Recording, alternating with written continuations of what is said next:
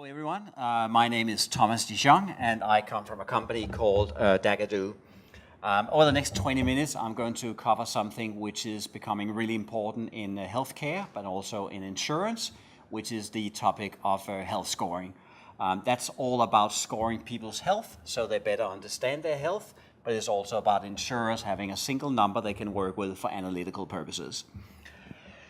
So first of all, it's probably not news to anyone that the cost of healthcare is going through the roof, and it's predominantly driven by a lot of people are getting chronic disease. So that's diabetes, heart problems, cancer, etc. In fact, if we look at this chart here, which is from the US, if you look at the blue bars, this is the expected average income from an American family over the next 20 years. If you look at the red bars, this is the insurance premium they would need to pay to cover the cost of healthcare over the same period of time. And as you can see, the red bar is getting very close to the blue bar, suggesting that the cost of healthcare is growing much faster than the income from the average family. In fact, in 2034, if things are continue to go the way they are right now, an average American household is going to spend their full income on healthcare costs.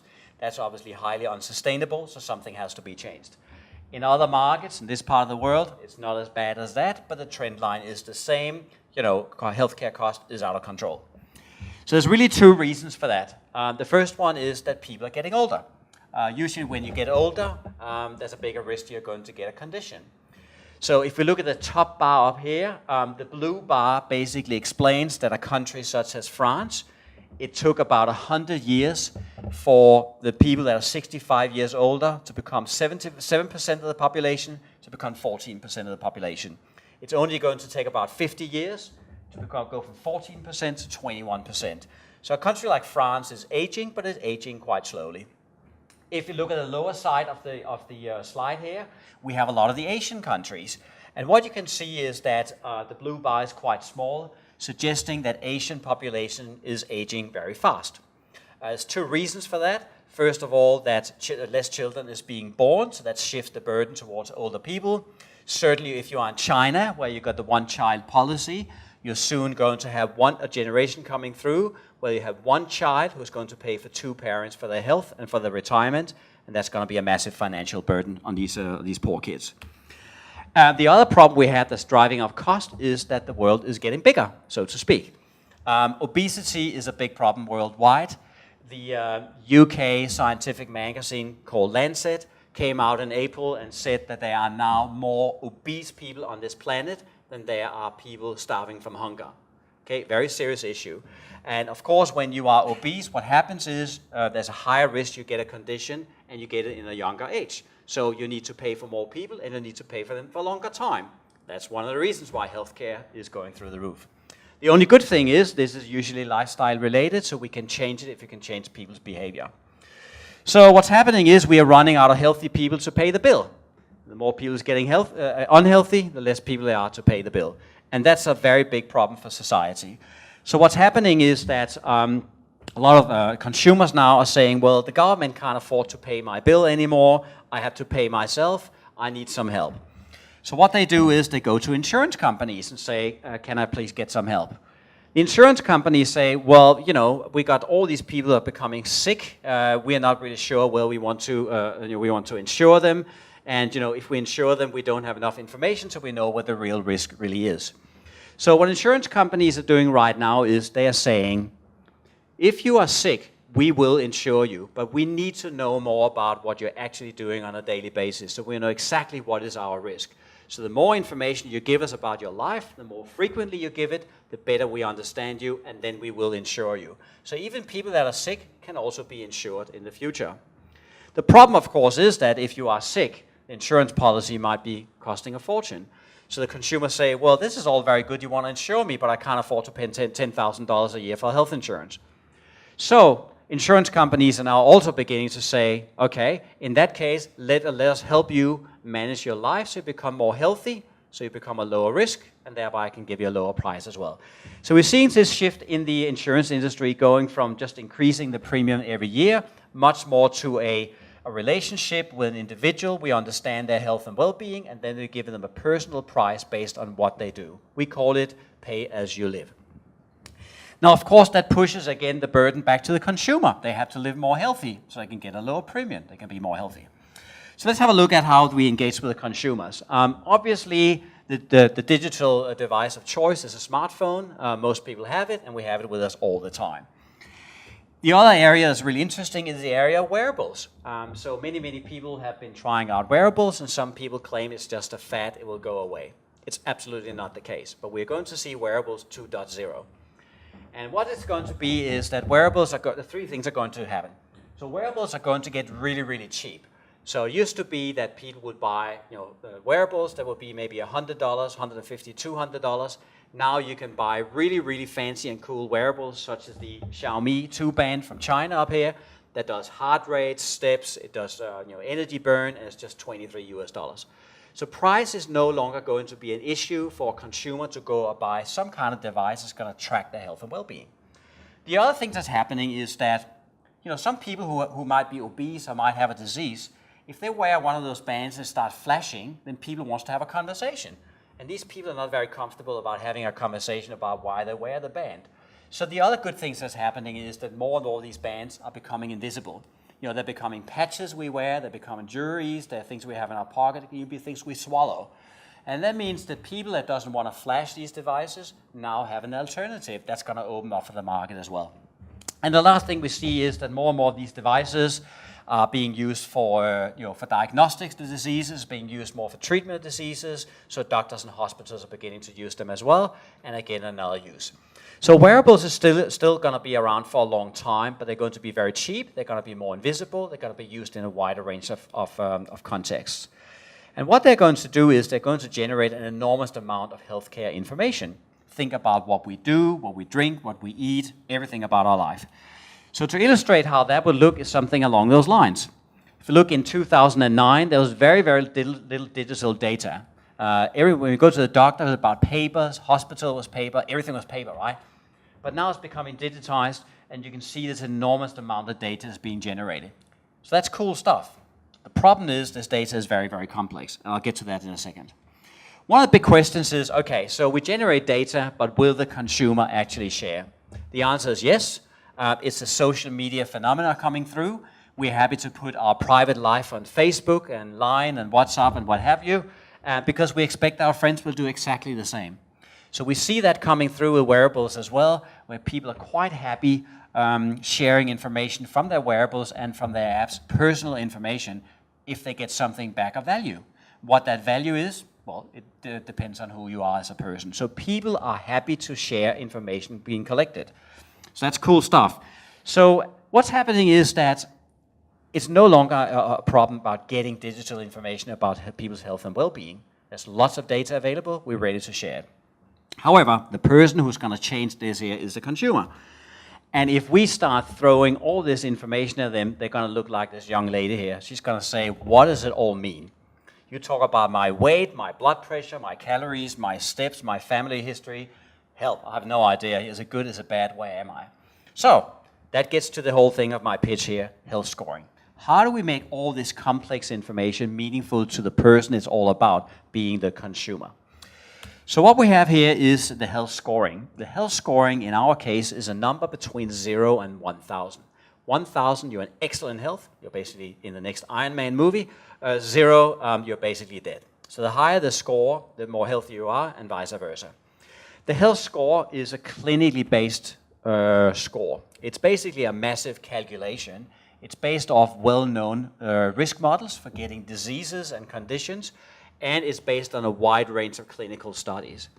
And what we have done is we've taken all this and turned them into calculations, into algorithms. Hence, there's something called the health score engine, the big pocket calculator. Ultimately, the health score feeds off all the different points that impacts our health. It will impact, from our weight, age, gender, family history, conditions, our mental health, sleep, stress, nutrition, blood pressure, you mention it. Anything that impacts the risk of getting a disease prematurely. So, the health score basically says, dear consumer, don't be concerned about all these different data points. You just need one single number on your health. It's called the health score. Because it's clinically based, so it's built by a team of professors. In our case here, people can trust the number. And all they need to know is, what is my score? where am I compared to other people, whether it's in my office or it's at home or friends and family, so I have some context. But more importantly, how do I change it? So try to imagine we could take apps and wearables and connect to the health score, then suddenly the health score becomes a real-time number. So if I say, gee, I'm going to start running, I never run, I go out and I run 5 kilometers, I feel terrible afterwards. And most people, they will give up because they say, I'm never going to do this again, this cannot be good for me. You look at your smartwatch and it says your health score went up by 3 points. It's like, hang on, actually this was good. I feel bad, but it now tells me if I continue to do this, I'm actually improving my life. So you get that instant recognition of, I've done something that's really good. And that's very important for people's motivation and for their drive. So to the extent we can link this up here, the health score becomes a real-time number. Let me give you a quick example. Let's just say everything was the same, but I was sleeping 6 hours a night, and now I changed it to 8 hours a night. We know when you sleep more, as an example, the risk of getting a heart disease is going to decrease. In other words, my health score will go up. That's how the dynamics of the score works. So the score is really about giving the consumer a single number on their health they can relate to, and then they got a starting point. It's built around Da Vinci. Da Vinci has created a lot of things. He's still around. Da Vinci's Verusian Man is all about balance of life, and we say it's a balance between your lifestyle, your body, and your feelings. So you need to have a healthy mind, you need to have a healthy body, and you need to have a healthy lifestyle. It's the balance between the three that gives you a good health score, really. The health score is based on more than 100 million man-years of clinical data. So it's not just something we've calculated or a case of Red Bulls. It's actually it's based on real clinical content. So yeah, that's about the health score. I covered this already. We got the 3 pillars in here. So under feelings is about mental health. My body is your BMI, your medical condition, your family history. Lifestyle is around drinking, smoking, nutrition, sleep, stress, etc. So if a person have a health score 721, we also score those 3 pillars. So let's say your lifestyle was only 600. Then you know your lifestyle is pulling down the overall number, and you can drill into the lifestyle to find out what it is you need to change to improve your health score, and thereby reducing your risk. You saw the lady before that was just pulling her hair because of all the information. She'll be pulling even more if you saw this slide here. I'm not going to go through it in detail, but basically just explain that the health score is a combination of demographic information about your family, the presence of a number of existing conditions, and all kinds of metabolic data. It also includes psychometric questions, lifestyle questions, and quality of life questions as well. So what it really does is it builds a holistic score of a person. And that's the key word, it's holistic. How do we get the data in to calculate the score? Well, we do it in, there's a number of ways you can do it. If you don't have a smartphone and you don't have a wearable, you can just type it in manually into a computer.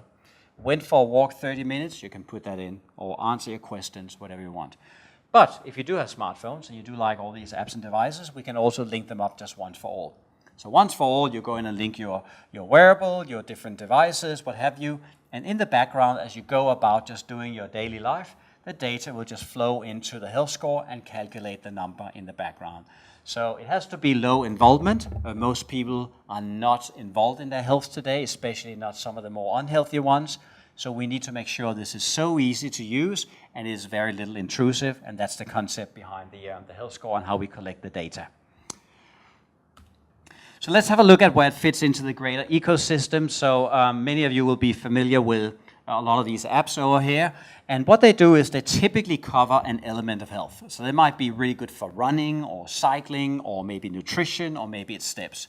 And this is all very good stuff, but it doesn't say anything about a person's health. It says something about a specific element of health. And the people that are using these religiously are typically people that are already very motivated by their health and well-being. It might be they use it for competitive reasons. So they do cycling not because of health. They do it because they like to compete and see they've done this route faster than other people as well. So these people are very motivated, very driven. But that's not the case with most of the population. People are not very motivated and driven. They need something to be nudged the right way. So these different apps here are really good to collect information, but they're not particularly good at really engaging the wider community, and they don't address the issue of what is my health. So we do have now Apple Health Kit, we have Google Fit coming in, and they are aggregators, so they take all this data from these different sources and combine them. But they still only provide us with data. It doesn't interpret it for us, and it doesn't really engage us.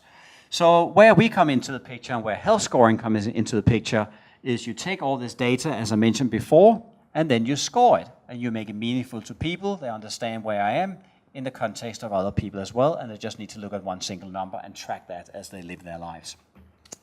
Of course, what needs to come after that is also some form of engagement, where you're engaging people in a fashion that they will actually improve the health score. That's a completely different story, but I can just quickly cover it. One of the things we do in that area there is use deep learning and artificial intelligence to really understand people, what they're doing as they're interacting with the health score and with the platform. And based on the insights, we give people very personal feedback, but we also do it at the right context. People are mostly receptive to our suggestions for a change in behavior if you present it in the right situation. So if we ask someone, how much water did you drink? And they say, I drank a liter. And we say 2 liters. No, a liter is a good start, but you should be drinking 2 liters. They take note of that. But let's say they ask that question 2 or 3 times, and then you say, you know what? I notice you don't drink enough water. Would you like me to create reminders for you? Would you like me to set goals for you? Or by the way, did you know if you click here, you can buy a water bottle that will flash us up when it's time to drink water, etc., etc. So what you do is you now create a situation where the consumer say, yeah, actually, I've been asked that question. Yeah, I do have a problem. I recognize that. Or that's a great suggestion that makes sense to me. I'm going to act on it right now. That's how you change people's behavior, especially in something as difficult as health and well-being. So that's just one of the elements we do in the engagement bit, and it's all about really improving that health score and helping people in doing that. So the health score is also very interesting, as I mentioned before, in terms of measuring. So the individual person have their own health score. They can look at how the health score has changed over time. Potentially you could also have friends and families. They can see how you fit into a greater community of some sort as a benchmark. If you were like, say, a corporate customer, you could be using the health score to look at what is the score of my total organization? What is it in certain departments?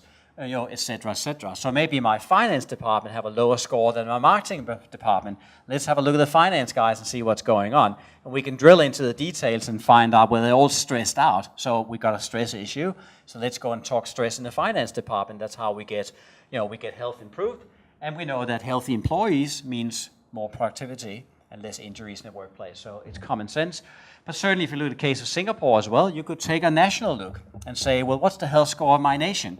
What's the health score in the different parts of Singapore? Why is it higher in one area and lower in another one? What's the reason for that? And then you can start looking at how do we get best practice across the different areas as well. So this is where health scoring really becomes interesting as a form of reference and benchmark and something you can act on. So finally, I want to talk a little just about where do we go from here. The health score, of course, today is very much about describing what is already happening. It's a current state. But we have built something that's called imputation calculations into the model. And that means that we will, if we have certain data points, we can calculate what the missing data points are as well. Now, once you get into that, you're beginning to get into predictive analysis as well. So that's the future of the health score. How do we use the score based on what we know to predict on where you could be? And then how do we put things in place to make sure you actually get to where you want to be? That's a little like an investment, isn't it? When we manage our wealth, we look at what we have, we decide on where we want to be, and we put some actions in place. Well, the health score is not about managing your wealth, it's about managing your health. And there's some similarities between wealth management and health management. So my very last slide, just on Dacadoo. We are a Swiss company, started in 2010. We're based in Zurich. We are privately owned. We do mobile, we do digital health technology, predominantly for mobiles.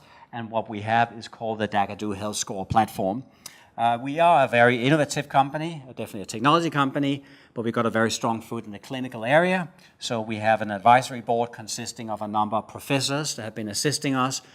They cover various chronic diseases, risk, math, rehabilitation, and they make sure that what we do is very credible and very robust. So it actually took us 3 years to develop the first version of the health score when we started in 2009, so it gives you an idea of this is not an overnight sensation. We filed a large number of patents, and they are coming through now, being approved, so we got some very strong IP in the platform as well. Our clients can be a wide range of industries, but the ones that seems to have picked it up initially are predominantly being life insurers, reinsurers, and health insurers, and corporate wellness providers as well. And as I mentioned earlier, we're beginning to see some interest from some of the consumer brands as well who wants to be associated with health and well-being. We are possibly one of the most awarded digital health technologies companies on the planet at the moment, but anyway, I'm not going to spend any time on that. So to wrap up my little pitch here, it was all about health scoring. Health scoring is such a vital concept because it's about making lots of data, complex data, meaningful to the consumer. The consumer holds the answer to our healthcare problems today. And by getting the consumer to understand health, we can get them on a journey to own their health and improve their health. As they do that, they generate data, which we can share with insurers. We can use for product development, product positioning, better underwriting, and thereby offer a more appropriate product or pricing for the consumer. We can engage them on their life journey and help them improve their outcomes. But the KPI we measure everything on is the health score, the Dacadoo health score. So thank you very much for listening in. I hope you enjoyed it. If you're interested in more about what we do, find us on the internet, dacadoo.com. Thank you.